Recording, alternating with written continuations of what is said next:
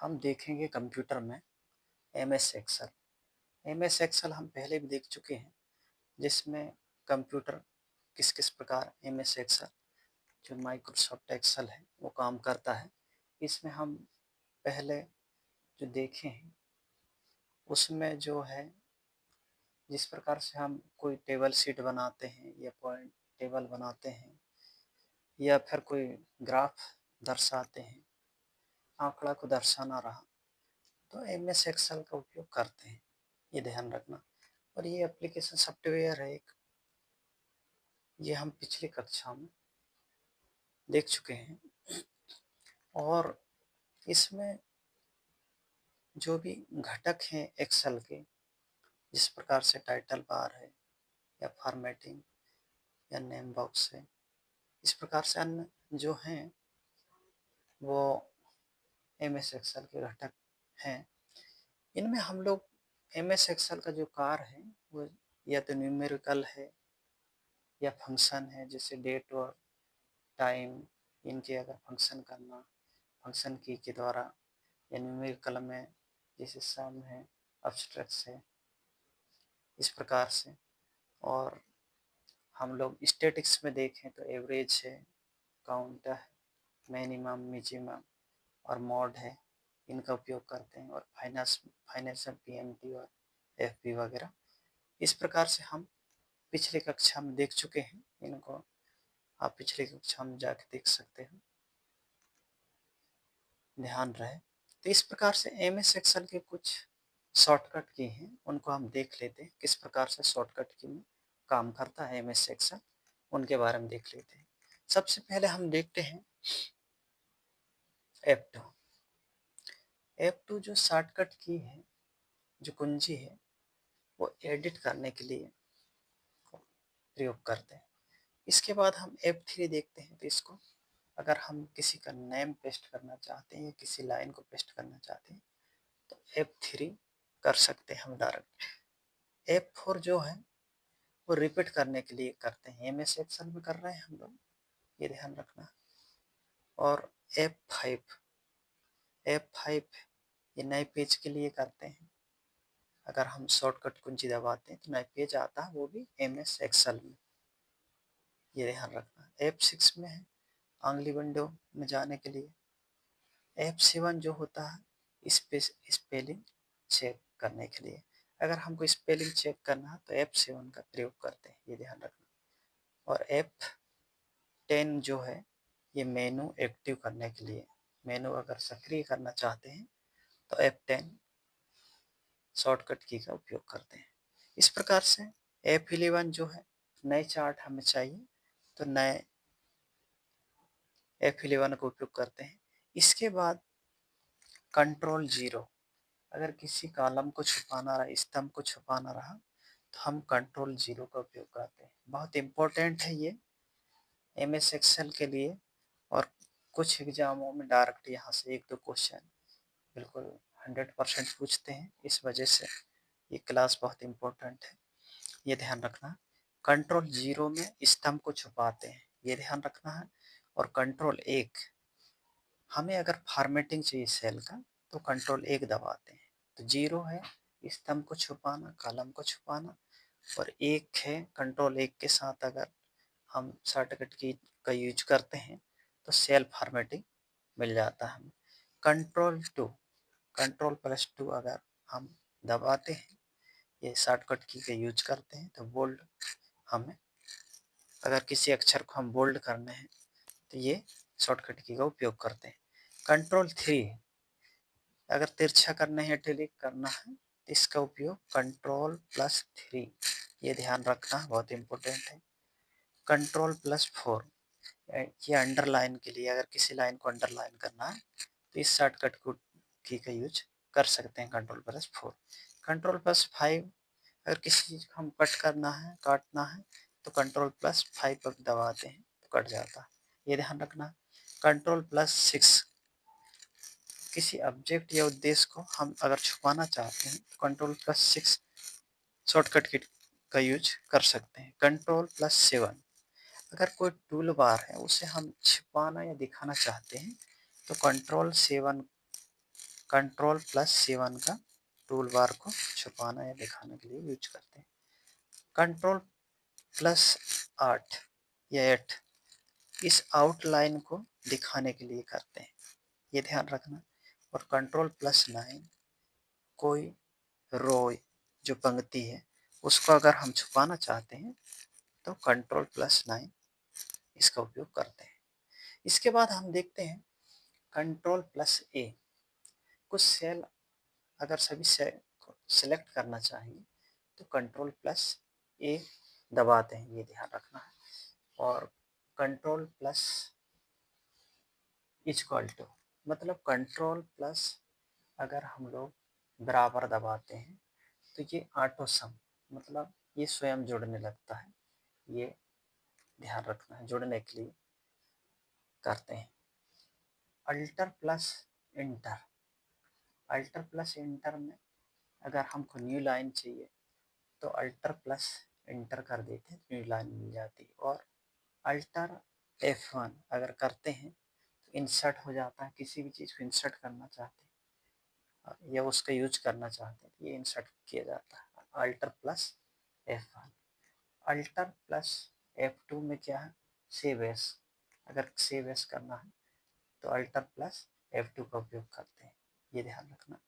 Alter F4 का उपयोग workbook से बाहर निकलने के लिए करते हैं। अल्टर प्लस F4 ये फंक्शन की हैं, ध्यान रहे। F1 F2 F3 जो 12 फंक्शन की उनका उपयोग करते हैं, या तो कंट्रोल के साथ या अल्टर के साथ या सिंगल फंक्शन की का भी उपयोग करते हैं, ये ध्यान रखना। Alter plus shift plus F1 अगर इसका करते हैं तो न्यू वर्कशीट हमारे सामने हमको मिलती है, ये ध्यान रखना। अल्टर शिफ्ट और प्लस F1 जो फंक्शन की है उसको अगर तीनों को करते हैं तो न्यू वर्कशीट हमें प्राप्त होती है। अल्टर प्लस सीट शिफ्ट अगर दबाते हैं, alter plus shift plus F2 मतलब फंक्शन जो की दूसरी है उसे वर्क बुक करने के लिए रहता है। इसके बाद हम करते हैं कंट्रोल प्लस W, बंद हो जाता है, ये ध्यान रखना। कंट्रोल प्लस अगर हम इन्वर्टेड कॉमा में अगर करते हैं तो मूल काफी प्राप्त होती है। कंट्रोल प्लस अगर हम हलंत का उपयोग करते हैं, ये अगर डबल बिंदी का अगर ये हलंत है इसका अगर उपयोग करते हैं तो वर्तमान समय इस होता है, ये ध्यान रखना। Control plus invert semi colon, semi colon अगर हम देखें अर्धविराम है तो इसका वर्तमान दिनांक के लिए यूज करते हैं। और कंट्रोल एंड का उपयोग अगर किसी पेज के अंतिम में जाना है तो कंट्रोल एंड वाला दबाना, control plus and. Control plus F3 अगर दबाना है, अगर किसी के नाम को अगर डिजाइन करना है तो कंट्रोल प्लस F3 का उपयोग करते हैं। कंट्रोल प्लस F4 अगर हमको एक्सेल को बंद करना है तो कंट्रोल प्लस F4 तो MS एक्सेल जो है इसको बंद हो जाएगा। कंट्रोल प्लस F5 जो है रीस्टोर, अगर किसी चीज़ को हम स्टोर करना चाहते हैं तो कंट्रोल प्लस 5 F5 शॉर्टकट की का यूज करते हैं। कंट्रोल प्लस F6 जो है इसके लिए हम नेक्स्ट वर्कबुक अगर हमें चाहिए मतलब अगली जो वर्कबुक चाहिए तो कंट्रोल प्लस F6 का प्रयोग करते हैं। कंट्रोल प्लस F9 अगर हम किसी प्रकार से अगर वर्कबुक का देखते हैं मिनिमम या मैक्सिमम करना चाहते हैं, मिनिमम करना चाहते हैं तो 9 का प्रयोग करते हैं। और कंट्रोल F10 का उपयोग करते हैं तो ये मैक्सिमम माइंड के लिए करना है, मतलब 9 है मिनिमम करने के लिए, जो वर्कबुक है उसको मिनिमम करने के लिए, लेकिन कंट्रोल प्लस 10 जो है वो मैक्सिमम मतलब अधिक से अधिक करने के लिए करते हैं। और कंट्रोल प्लस F11 ये मैक्रो शीट के लिए करते हैं, कंट्रोल प्लस F11 ये ध्यान रखना। इसके बाद हम देखते हैं कंट्रोल प्लस F12 अगर हम किसी फाइल को ओपन करना चाहते हैं तो कंट्रोल प्लस F12 का उपयोग कर सकते हैं। इसी प्रकार से अगर कंट्रोल प्लस होम का अगर उपयोग करते हैं, मतलब होम पेज मुख्य पेज कहलाता है। अगर पहले पेज में जाना है तो कंट्रोल प्लस होम दबा दीजिए, तो आप इस शॉर्टकट की उपयोग करते हैं तो पहले पेज में आप आसानी से पहुंचा सकते हैं। कंट्रोल प्लस अगर एन दबाते हैं या शॉर्टकट की का यूज करते हैं तो न्यू वर्क पेज, जो न्यू वर्क बुक है वो हमको प्राप्त होती है MS एक्सेल में, ये ध्यान रखना। कंट्रोल प्लस ओ है ओपन, अगर हम वर्क बुक को ओपन करना चाहते हैं तो इसका उपयोग करते हैं कंट्रोल प्लस ओ, ये ध्यान रखना। कंट्रोल प्लस अगर हम पेज डाउन में गए तो अगली जो पेज है उसमें जा सकते हैं, और कंट्रोल पेज अप तो पिछला पेज में जाते हैं, ऐसा ये ध्यान रख। कंट्रोल प्लस राइट एरो अगर दबाते हैं तो दाई पेज में जाते हैं, दाई और पेज के, और कंट्रोल प्लस शिफ्ट 1 अगर दबाते हैं तो कॉमा। कंट्रोल प्लस शिफ्ट अगर हेक्स दबाते हैं तो ये डेट का फॉर्मेट रहता है। अगर ये हेक्स या डज नॉट जो है इसको अगर दबाते हैं तो डेट फॉर्मेट ध्यान रहे। Control plus shift plus dollar अगर दबाते हैं तो करेंसी के लिए करते हैं, ध्यान रहे। अगर डॉलर कंट्रोल शिफ्ट दोनों इसके साथ अगर डॉलर दबाते हैं तो करेंसी, अगर किसी भी अपन करेंसी का उपयोग करते हैं, रुपया पैसा जो भी फंड है या डॉलर है या क्रेन है या येन है, जो भी ध्यान रहे, तो डॉलर का प्रयोग करते हैं। इसके बाद हम देखते हैं कंट्रोल और शिफ्ट, जैसे प्रतिशत के लिए, ये परसेंटेज के लिए कर सकते हैं। कंट्रोल और शिफ्ट अगर एंड का है तो ये आउट बाउंड्री के लिए किया जाता है। और कंट्रोल शिफ्ट प्लस अगर हम लोग अगर ब्रैकेट का उपयोग करते हैं, वो भी अगर हम देखें तो लेस का उपयोग करते हैं, तो रो दिखाने के लिए करते हैं। और कंट्रोल शिफ्ट अगर हम ग्रेटर का दबाते हैं तो हम लोग कॉलम दिखाने के लिए करते हैं। ध्यान रहे ये लेस रहेगा और ये ग्रेटर रहेगा, ये ध्यान रखना। इसी प्रकार से कंट्रोल शिफ्ट @ इसको करना है तो इसका टाइम क्लिक किया जाता है, ये ध्यान रखना। और कंट्रोल प्लस शिफ्ट प्लस अगर ये संबंध का है तो ये फाइल के लिए, मतलब जनरल फाइल के लिए किया जाता है। कंट्रोल प्लस शिफ्ट प्लस 3 अगर करते हैं तो तारीख के लिए करते हैं। कंट्रोल प्लस शिफ्ट F12 करते हैं तो प्रिंट के लिए करते हैं। कंट्रोल शिफ्ट F6 अगर करते हैं तो ये पिछले पेज में जाने के लिए करते हैं, ये ध्यान रखें। और कंट्रोल स्पेस बार ये कॉलम सीट के लिए, अगर शिफ्ट प्लस स्पेस बार में तो ये मतलब रो को सिलेक्ट करने के लिए करते हैं। और कंट्रोल टैब तो ये जो वर्कबुक है उसको एक्टिव करने के लिए कंट्रोल टैब का उपयोग करते हैं। इसके बाद देखो इंटर अगर देते हैं तो कमांड के लिए है, और इंटर प्लस सीट का अगर देते हैं तो हम पिछले सेल में जाने के लिए करते हैं। उसी प्रकार से अप एरो का उपयोग करते हैं हम लोग शॉर्टकट की में, अप एरो का तो ऊपर, और डाउन एरो के लिए नीचे, लेफ्ट एरो के लिए बाएं बाएं और राइट एरो के लिए दायां, और टैब जो है वो दाएं की ओर करते हैं। और शिफ्ट टैब अगर दबाते हैं तो बाएं ओर जाने के लिए करते हैं। शिफ्ट होम तो प्रारंभ में जो पेज है वो सबसे पहले पेज में जा सकते हैं, शिफ्ट होम अगर दबाते। शिफ्ट बैक में जाते हैं, cell select active cell select कर सकते हैं।